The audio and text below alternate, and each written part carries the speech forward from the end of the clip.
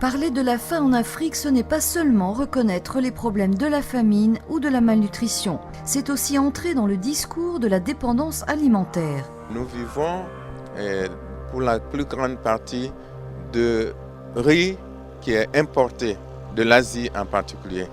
Et ça peut quand même être quelque chose à signaler. Alors que avec la terre qui est fertile dans notre pays, on pourrait normalement vivre des fruits de notre terre. Face à ces défis, Monseigneur Raphaël Guilavogui tient à exprimer l'engagement réel et pragmatique des communautés ecclésiales. Une initiative qui s'inscrit bien dans la vision que l'Église a du développement en Afrique.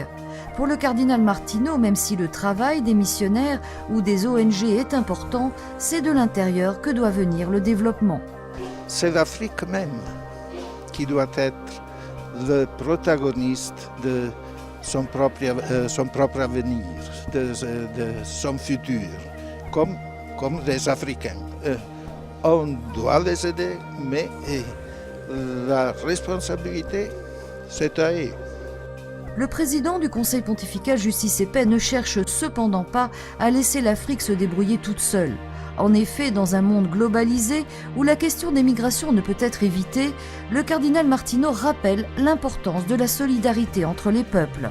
L'Afrique, ce n'est pas un cas isolé, et l'Afrique fait partie du monde.